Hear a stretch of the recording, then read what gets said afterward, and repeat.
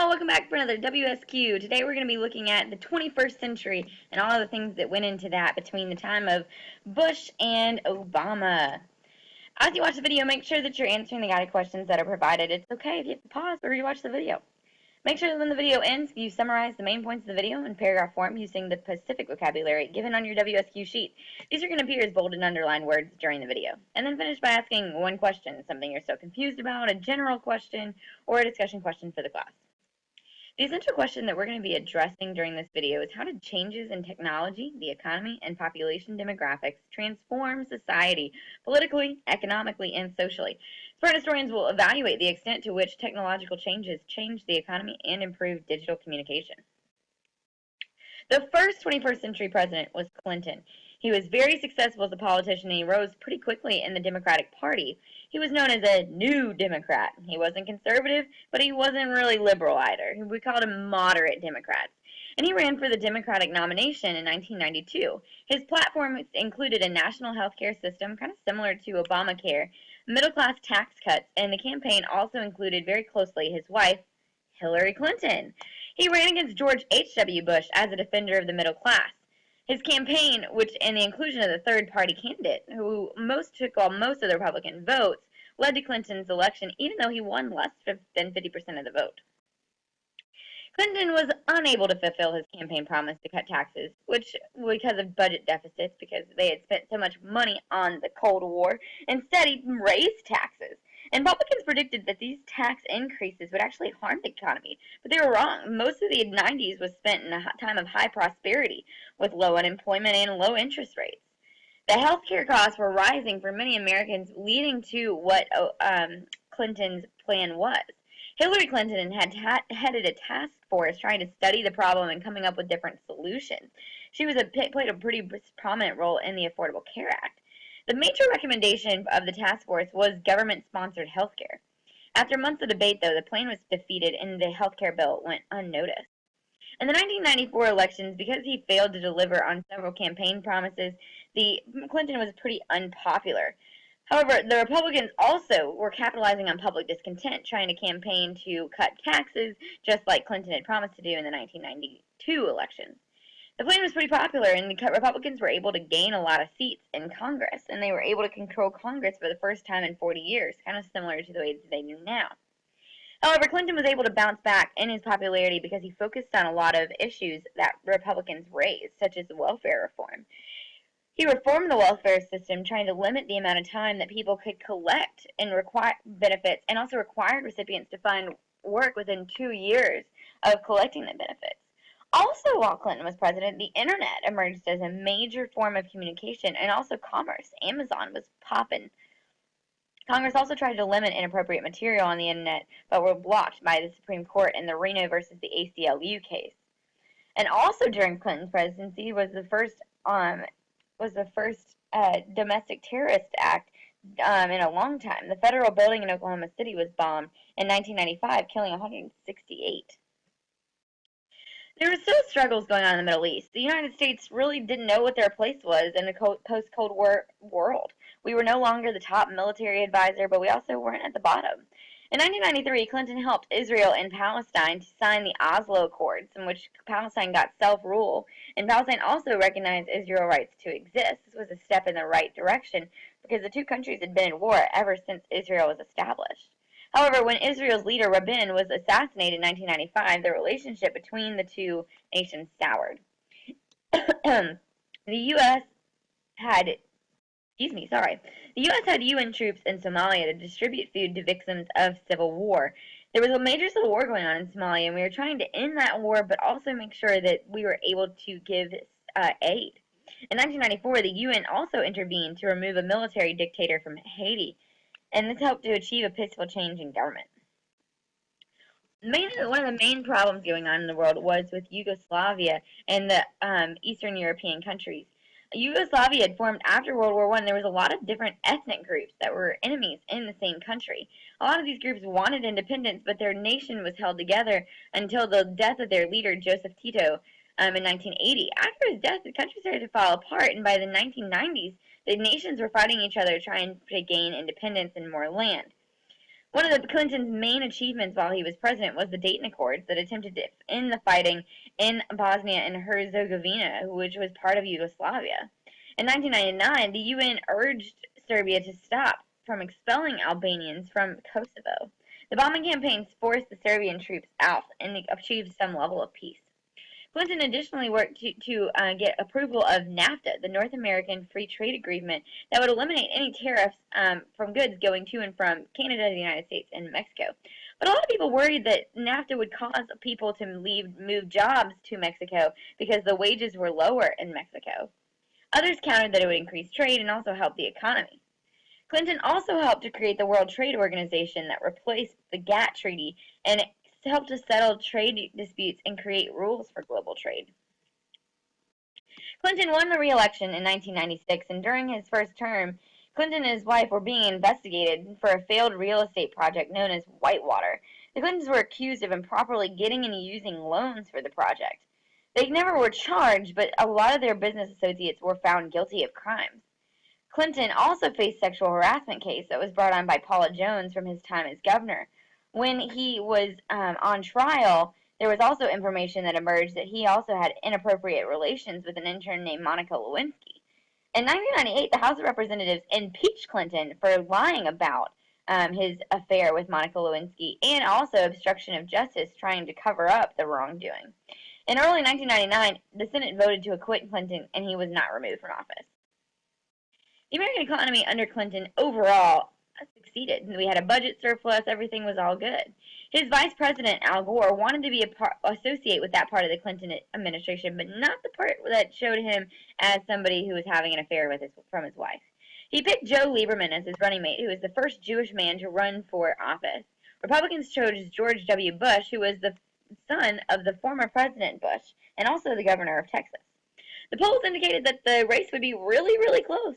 Both the popular vote and the electoral vote were very, very close. The election returns in Florida, however, were so close that the entire race hinged on the outcome there. News organizations started declaring Gore the winner, then they retracted and said Bush was the winner, and then they finally said, well, I guess it's too close to call, and it was over a month before the winner was actually announced. Because the returns were so close, Florida tried to do a recount. Bush had a lead of only 300 people out of 6 million ballots. Democrats were concerned, though, that the ballots weren't counted because they weren't punched correctly. They had used a special type of ballot called the butterfly ballot that was kind of confusing to voters, and you also had to punch out the choices that you made. And so they feared that a lot of voters voted incorrectly. Lawsuits were filed by both the Republicans and the Democrats. By December, the Florida Supreme Court had declared that there should be a by-hand recount. Bush, however, appealed to the Supreme Court, and in the Supreme Court case, Bush versus Gore, they said that you can't change counting methods in the middle of an election and stop the manual recount, and so Bush won Florida and also won the election of 2000. He was the fourth president in United States history to win, even though he lost the popular vote. The economic prosperity of the 90s was waning by the time that we got to the 2000s. Dot-com stocks had started to fall, and a lot of major businesses had a lot of financial problems, leading to a stock market drop and the start of a recession.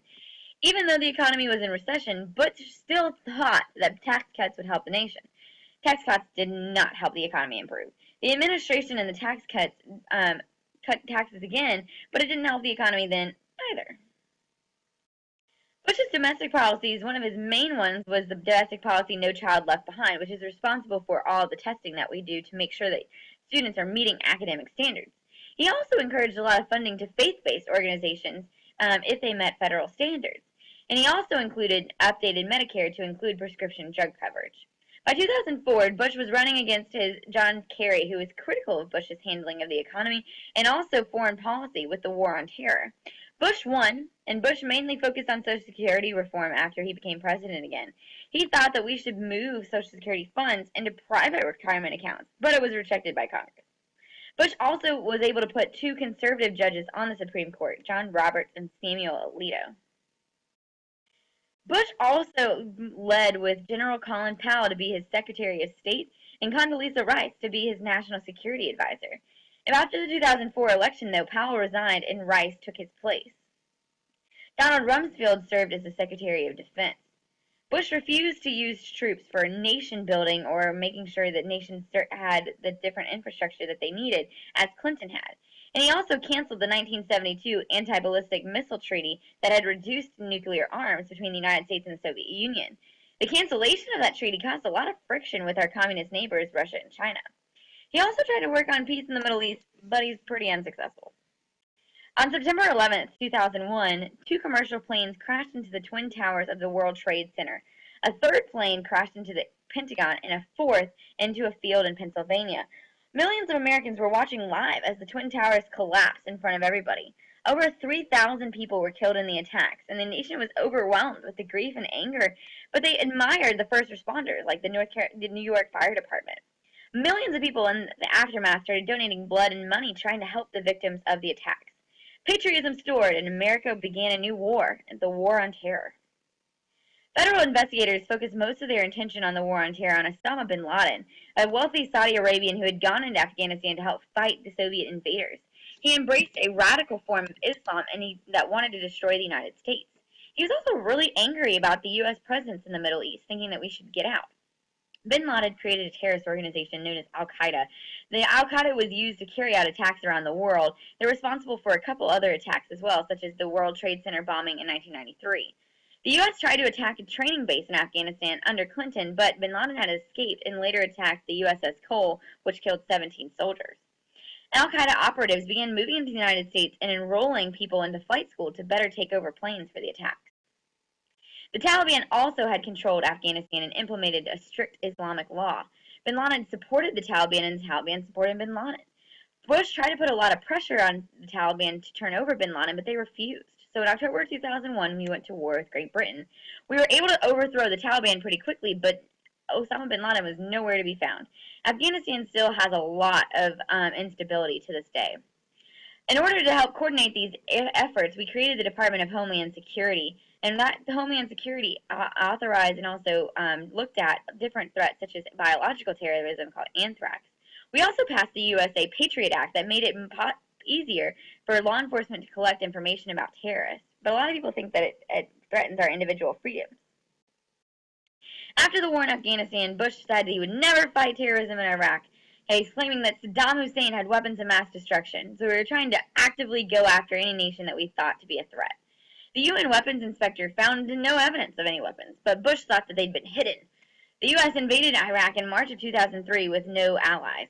By April, Saddam Hussein's government fell, and the country descended into civil war. No weapons of mass destruction were ever found. In America overall, minorities are currently making about 30% of the population. It's only supposed to increase to about 50% by 2050. A lot of people are also moving to places where it's warmer, such as the Sun Belt, in the South and the West. There's a lot of lower energy and labor costs that attract businesses to these regions. Americans are also getting older, and as we get older, there's going to be less money for Social Security and Medicare. Also, during this time period, computers and information technology soared. About 60% of Americans own computers compared to 1980 when about 1% did. Agriculture also made major strides because we're now genetically engineering food in order to serve more people. We also look at building bases on the move and also the International Space Center. Also, health and healthcare was also growing because life expectancy was growing and Americans were facing more challenges with expensive chronic health problems like diabetes and heart disease. Obama passed the Affordable Health Care Act that attempted to slow the rate of cost increase by helping and requiring all Americans to have health insurance, which allowed for also government forms of insurance, and now all people have to be insured. Hurricane Katrina and Sandy were the last major events that kind of occurred that devastated the Gulf states in August. Over 1,000 people died, and there was a lot of people looking at the government for help and caused billions of dollars in damage. As you watch the video, make sure that you rewatch the video or if you pause it and wherever you need in order to answer the guided questions. When it ends, go ahead and summarize the main points of the video in paragraph form using the specific vocabulary on the WSQ sheet. And then finish by asking one question, something you're still confused about, a general question, or a discussion question for the class. I'll see you in class.